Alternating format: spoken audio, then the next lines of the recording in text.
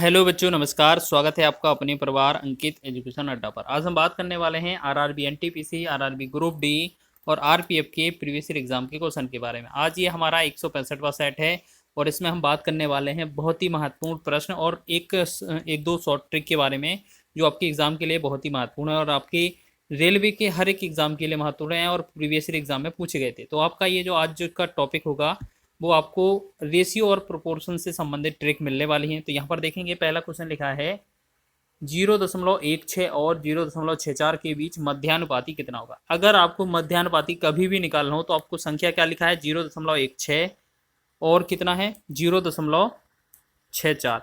आपको इनका दोनों का गुणा कर देना है और वर्गमूल निकाल देना है, आपका आंसर हो जाएगा। आपको क्या करना है, ठीक है, तो गुणा कर देना है, वर्गमूल निकाल देना है। तो आप दोनों स्टेप में से कोई सा भी पहले कर सकते हैं। आप एक काम करेंगे कि इस 16 लिखा है 0.16, इसका जो वर्गमूल आएगा वो 0.4 आएगा, ठीक है। गुणा लिखेंगे, फिर 64 लिखा है 0.64, इसका जो वर्गमूल आएगा वो 0.8 आएगा, ठीक है।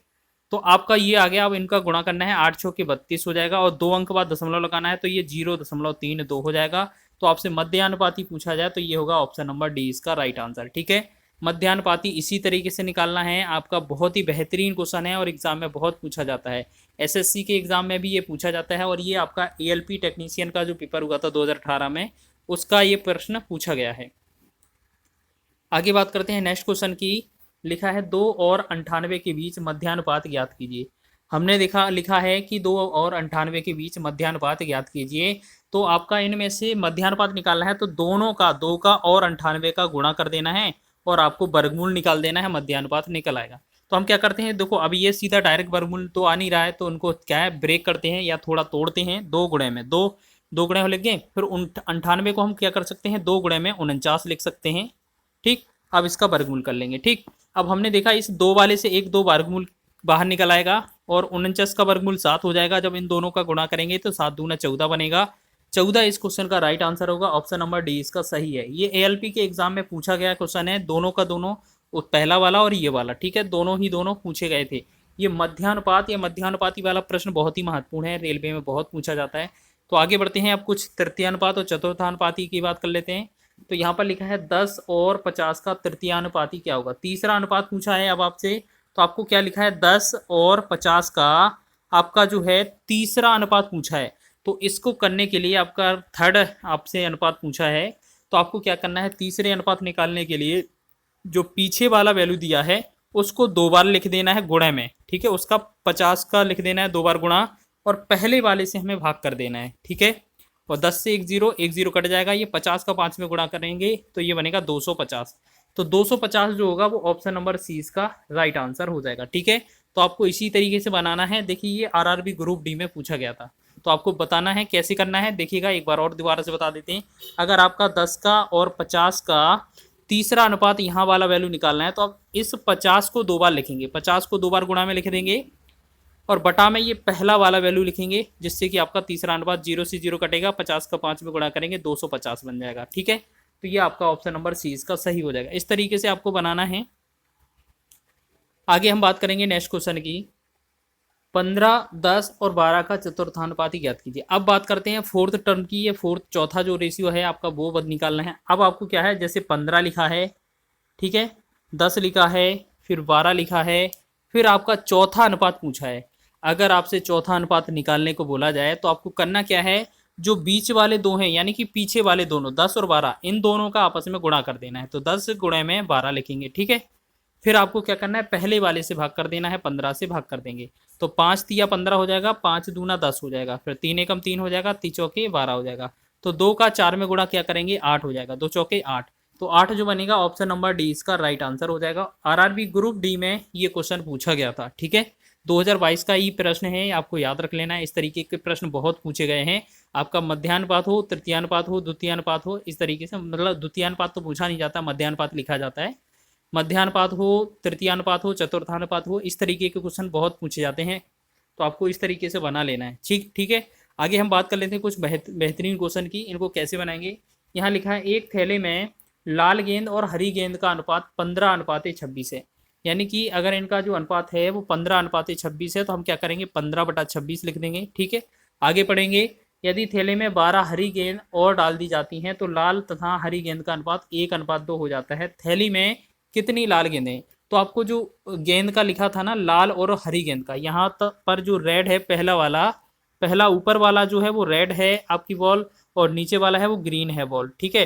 तो आपका जो रेशियो होगा वो 15:26 दिया है, तो इसमें 15x और 26x दिया हुआ है ये, ठीक है, बटा में, ठीक है। इसमें बोला जा रहा है फिर क्या है, यदि थैले में हरी गेंद कितनी 12 डाल दी जाए, तो हरे वाला ग्रीन वाला नीचे वाला है, तो यानी कि पीछे नीचे वाले में 12 जोड़ना है, और बराबर में जो रेशियो बनेगा वो 1:2 बन जाएगा, ठीक है। अब इसे हम क्रॉस गुणा इस तरीके से करेंगे तो 15 दूना 30x हो जाएगा, और यहाँ पर 26 का 1 में करेंगे तो 26x ही रहेगा, प्लस का 12 का 1 में करेंगे तो 12 ही रहेगा। 26 से 30 जाएंगे तो 30 में से 26 कम होगा तो ये बनेगा 4x। 4x का वैल्यू यहाँ पर कितना 12 आ रहा है, तो 4 एकम 4, 4 तिया 12, यानी कि जो x का वैल्यू बन रहा है वो 3 बन रहा है, ठीक है। तो x का वैल्यू कितना हो रहा है, ये 3 बन रहा है, तो आपका x का वैल्यू आ गया 3, ठीक है। इतना समझ में आया, x कितना है आपका 3 है। तो अब आपको क्या समझना है, x आपका 3 हो गया, तो अब आपको समझना क्या है कि आपका हर थैले में लाल गेंद कितनी है, तो लाल गेंद का जो रेड का अनुपात है वो 15x है, ठीक है। 15x, 15x का मतलब क्या है कि 15 का गुणा करना है हमें x में। x का वैल्यू कितना आया था 3, तो 3 में गुणा कर देंगे, 15 तिया 45 बनेगा। तो आपको पता चल गया कि आपको लाल गेंद कितनी है थैले में, तो 45 गेंदें होंगी। ऑप्शन नंबर सी इसका सही है। ये आरआरबी ग्रुप डी में पूछा है, इस तरीके के प्रश्न बहुत बनते हैं, आपको इस तरीके से करके जाना है सवाल, हल्के छोटे छोटे क्वेश्चन पूछे जाते हैं, बहुत ही कम समय में ये बन जाता है। अगला क्वेश्चन बेहतरीन है और इस पर मैं मार्क लगा लेता हूँ, इसको एग्जाम में बहुत आने की प्रबल संभावना है, ये आपका एग्जाम में बहुत पूछा जाता है।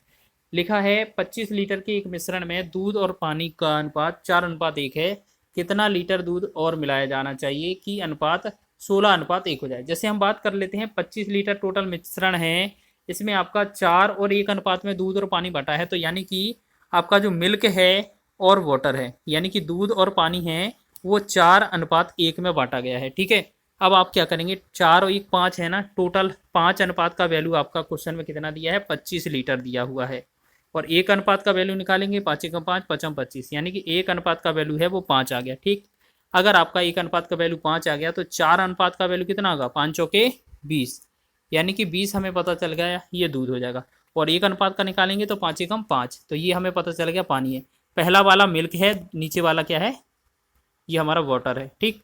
अब हमें क्या बोला गया है क्वेश्चन में कि कितना लीटर दूध मिलाया जाए, दूध मिला रहा है मिलाया जा रहा है, तो दूध ऊपर वाला है तो मान लेते हैं x लीटर मिलाया जा रहा है, तो बराबर जो रेशियो होगा बाद में 16:1 हो जाता है, ठीक है। अब इनको कैलकुलेट करेंगे इस तरीके से, तो हमारा कितना बनेगा, इसका 20 का ये 20 ही रहेगा, प्लस का x हो जाएगा, और यहाँ 16 पंचे 80 हो जाएगा, ठीक। अब इस 26 को उस तरफ ले जाएंगे तो x का वैल्यू जो होगा 80 में से 20 कम हो जाएगा, तो ये बनेगा 60, ठीक है।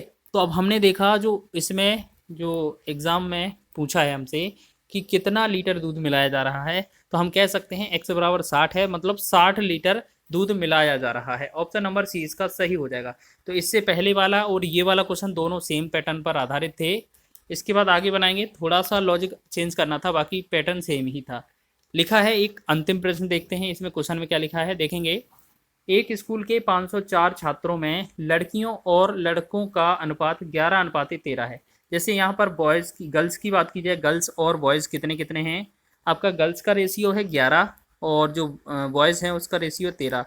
अगर इन दोनों को टोटल जोड़ दिया जाए तो ये कितना हो जाता है 24, कितना हो जाता है ये 24, यानी कि 24 का रेशियो दिया है कितना 504, ठीक।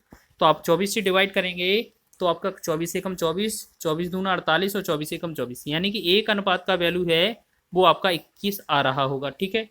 तो अब आपसे बोला जा रहा है अगर गर्ल्स का रेशियो पूछा जाए तो कितना, अगर गर्ल्स पूछा जाएगा आपसे यहाँ पर, तो यहाँ पर देखिए गर्ल्स पूछा जाएगा तो गर्ल्स का रेशियो 11 अनुपात में है, 1 अनुपात का वैल्यू 21 है, तो 11 अनुपात का वैल्यू क्या होगा 21 गुणे 11 हो जाएगा, तो 11 एकम 11 और 11 दूना 22 एक 23 हो जाएगा, ठीक है। तो ये कितना होगा 231। और बॉयज़ की बात की जाए तो ये 13 अनुपात में है, यानी कि 13 गुणे में 21 करेंगे तो ये कितना हो जाएगा 13 एकम 13, 13 दूना 26 एक 27। अब हमने देखा गर्ल्स कितनी है 231 हैं और बॉयज़ कितने हैं 271 हैं। फिर बोला गया है यदि 12 लड़कियों को प्रवेश दिया जाए, यानी कि लड़कियों की संख्या 12 और जोड़ दी जाए तो दोनों का रेशियो क्या होगा, तो न्यू रेशियो कितना होगा देखिएगा, रेशियो अगर बनाएंगे तो 12 जोड़ने पर ये कितना होगा, 3 हो जाएगा, यहाँ पर 33, यहाँ पर 3 हो जाएगा, 3 1 4, और ये हो जाएगा 243। ठीक है, 243 तो ऊपर हो गया, ये नीचे कितना है, 271 है। ठीक, 271 है। अब हमें क्या करना है, यहाँ पर डिवाइड करना है। हो गया है, देखिएगा यहाँ पर ये क्या है आपका 271 नहीं, यहाँ पर 73 होना चाहिए, क्योंकि गुणा है ना, 13 एकम 13, हासिल 3 आए, 13 का 3 लिखेंगे, हासिल 1 होगा, और 13 दूना 26 एक 27, यानी कि यहाँ पर जो आएगा 273 आएगा। ठीक है, अब गलती से मिस्टेक हो गया। तो यहाँ पर अब क्या है, अब कैलकुलेट करेंगे तो आपको करना है, अब इसे डिवाइड करते हैं। जैसे 63 24 हो जाएगा, 3 एकम 3, यहाँ का भाग करेंगे, 3 हम 27 और 3 एकम 3। ठीक है, तो ये कितना बना हमारा, 81/91। 81/91 का मतलब है 81:91। तो आपका ऑप्शन नंबर सी इसका राइट आंसर हो जाएगा। ठीक है, इस तरीके का एग्जाम में प्रश्न बनता है, और ये सभी क्वेश्चन आपके रेलवे में पूछे गए हैं। अगर आपको ये वीडियो पसंद आया है तो वीडियो को लाइक करें, शेयर करें, चैनल पर नए हैं तो चैनल को सब्सक्राइब कर लें।